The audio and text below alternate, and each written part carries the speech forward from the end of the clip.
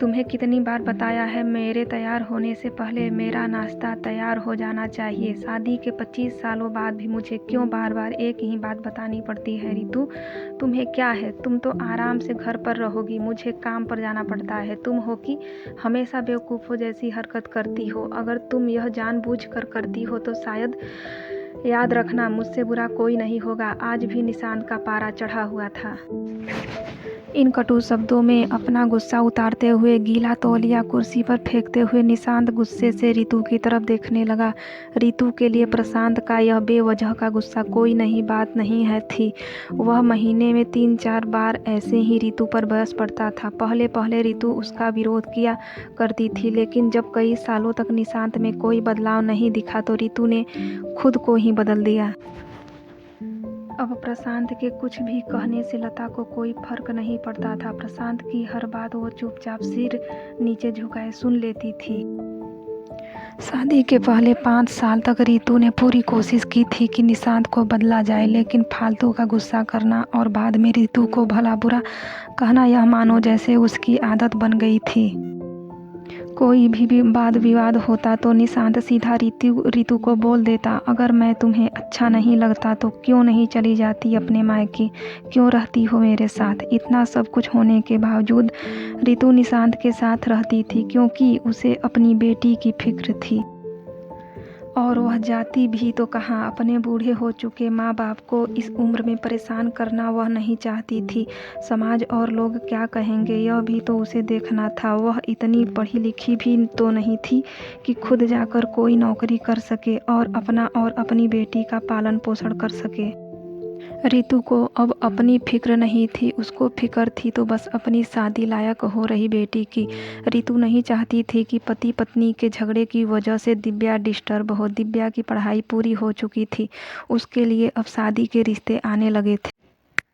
कई रिश्तों को दिव्या ठुकरा चुकी थी। 2-3 महीने बाद एक अच्छा रिश्ता आया। रिश्तेदारों और पहचान के लोगों ने भी लड़के के बहुत गुणगान किए थे। निशांत एक शाम अपनी बेटी के पास बैठकर उसे बताने लगा, दिव्या बहुत अच्छा लड़का है, पढ़ा लिखा है, बड़ा घर है, बहुत अच्छी नौकरी है। ऐसे रिश्ते बार बार नहीं आते बेटा, इस बार मना मत करना। दिव्या अपने पिता से ज़्यादा बात नहीं करती थी, शायद डरती थी या शायद नफरत करती थी, लेकिन आज वो अपनी पूरी हिम्मत इकट्ठा कर बोली, मुझे अभी शादी नहीं करना है पापा, मैं नौकरी करना चाहती हूँ, खुद अपने पैरों पर खड़ी होना चाहती हूँ। हाँ तो उसमें क्या बड़ी बात है, मैंने लड़के से बात की है, वह तुम्हें किसी बात के लिए नहीं रोकेगा।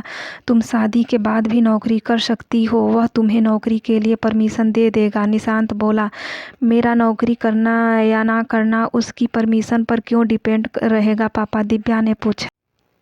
मैं कह रहा हूँ ना, तुम्हें किसी भी चीज़ की कमी नहीं होगी। वहाँ ऐसे रिश्ते बार बार नहीं आते, इसे ठुकरा मत, बहुत खुश रहोगी तुम वहाँ। निशांत बोला, पापा क्या मैं उतनी ही खुश रहूँगी जितनी मम्मी इस घर में खुश है? दिव्या ने व्यंग्य कसते हुए कहा, आज तुम्हारी जबान कुछ ज़्यादा नहीं चल रही? निशांत गुस्से से आंखें बड़ी करते हुए बोला, पापा मुझे शादी ही नहीं करनी है, क्योंकि शादी के बाद अगर वह लड़का आपके जैसा निकला तो मैं क्या करूँगी? मुझे आपके जैसा जीवन साथी नहीं चाहिए जो बिना बात के मुझ पर हमेशा चिल्लाए। मुझे कुछ भी अपनी पसंद का लेना हो तो 10 बार सोचना पड़े, कहीं वह नाराज़ ना हो जाए। मेरी तबीयत कैसी भी हो उसे परवाह ना हो। रोटी थोड़ी सी मोटी बन जाए तो घर को सर पर उठा ले, उसकी चेक बुक ना मिले तो भी मेरा ही दोष निकाले और हर मोटी छोटी बात पर मुझे मायके जाने के लिए कहे। दिव्या ने अपना दिल खाली करते हुए पापा से सब कह दिया। निशांत का गुस्सा 7वें आसमान पर था, लेकिन उसके मुंह से एक भी शब्द नहीं फूट रहा था। वो दिव्या की बातें सुन रहा था। दिव्या उतना ही बोलकर चुप नहीं हुई। आज पहली बार वह अपने पापा के सामने इतना कुछ बोल रही थी। पापा, आपने माँ के साथ हमेशा गलत व्यवहार किया है। आप अपने ऑफिस का गुस्सा बिना सोचे समझे माँ पर उतार देते हैं। कभी इस बात की परवाह भी नहीं की कि उन्हें कैसा लगता होगा। आपकी बातें सुन सुनकर माँ ने अपना स्वाभिमान खो दिया। निशांत आज पहली बार अपने किए बर्तावों को महसूस कर रहा था। वो इतना ही बोल पाया, जो तुम्हारा मन है वो करो, मैं तो इतना बुरा हूँ ना। काव्या ने निशांत का हाथ पकड़ा और बोली, पापा मुझे सिर्फ एक सवाल का जवाब दे दो, क्या आप चाहेंगे कि मेरा पति आपके जैसा हो? अगर आपका जवाब हाँ है तो कर दीजिए मेरा रिश्ता आज ही, और ना है तो मुझे आत्मनिर्भर बनने दीजिए। निशांत कुछ भी ना बोल पाया और वहाँ से चुपचाप बाहर चला गया। आज उसे रितु के सामने जाने में शर्म आ रही थी। चलते चलते उसकी आंखों से आंसू बह रहे थे। निशांत ने आज से अपने आप को बदलने का निश्चय किया।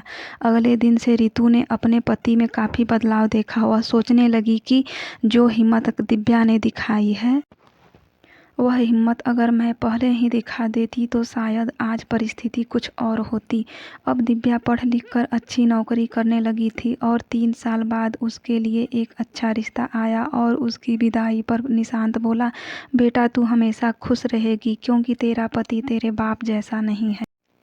निशांत की यह बात सुनकर रितु और दिव्या की आंखों से आंसू बहने लगे। दोस्तों, हमारे समाज में औरतों को भले ही देवी का दर्जा दिया जाता है, लेकिन वह स्वतंत्रता नहीं दी जाती जो उन्हें देनी चाहिए। उन्हें बचपन से ही बताया जाता है कि वह पराया धन है।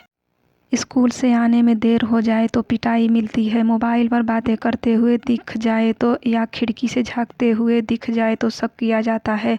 माँ बाप का घर तुम्हारा नहीं है, पति का घर ही तुम्हारा घर है। जीवन भर यह बातें बता बता कर उन्हें ससुराल भेज दिया जाता है और एक दिन किसी छोटे मोटे झगड़े में ससुराल वालों से उन्हें सुनना पड़ता है कि इस घर को छोड़ दो और मायके चली जाओ, घर को छोड़ दो और मायके चली जाओ। अब आप ही बताओ दोस्तों, ऐसी स्त्रियों का सच्चा घर कौन सा? आखिरकार वह किस घर को अपना कर? अब आप ही बताओ दोस्तों, ऐसी स्त्रियों का सच्चा घर कौन सा?